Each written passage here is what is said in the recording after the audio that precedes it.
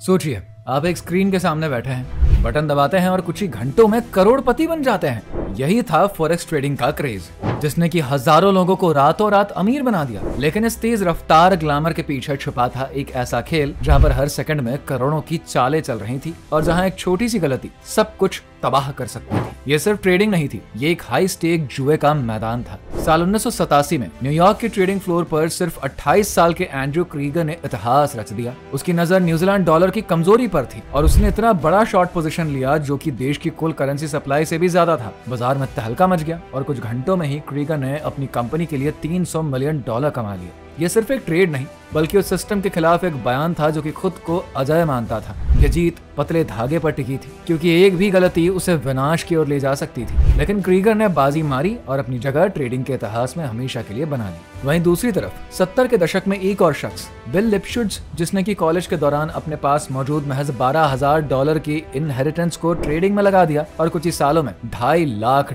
कमा लिए। पर एक रात की गलती ने सब कुछ मिटा दिया, लेकिन उसने हार नहीं मानी। उसने खुद को फिर से खड़ा किया, लगातार सीखा और आज वही लिप्शुट्ज $2 बिलियन की नेटवर्थ के साथ ट्रेडिंग की दुनिया का बेताज बादशाह बन चुका है। अब आते हैं थॉमस की कहानी पर। एक 19 साल का फैक्ट्री वर्कर जिसने की साल 2023 में एक लाइव ट्रेडिंग सेशन रिकॉर्ड किया और सिर्फ $200 को 4 घंटे में $1,90,000 में बदल दिया। ये वीडियो वायरल हुआ और थॉमस अचानक फॉरेक्स की दुनिया का नया स्टार बन गया। लेकिन पर्दे के पीछे की सच्चाई अलग थी। सफलता के नशे और लालच में उसने रिस्क मैनेजमेंट को नजरअंदाज किया और बड़े बड़े गलत ट्रेड्स करने लगा। कुछ ही हफ्तों में उसका सारा पैसा डूब गया। जो रकम कभी इंस्पिरेशन बनी थी अब एक खोया हुआ आंकड़ा बन चुका था। यही फॉरेक्स का क्रूर सच है। यहाँ जीत की चमक जितनी तेज होती है, हार उतनी ही दर्दनाक। अब बात करते हैं जॉर्ज सोरोस की, जिसने कि 1992 में ब्रिटिश पाउंड के खिलाफ दांव लगाकर एक ही दिन में $1 बिलियन कमा लिया। लेकिन सोरोस की असली ताकत उनके डिसिप्लिन और रिस्क मैनेजमेंट में थी। उन्होंने एक बार कहा था, it's not whether you are right और wrong that matters, but how much money you make when you are right and how much you lose when you are wrong.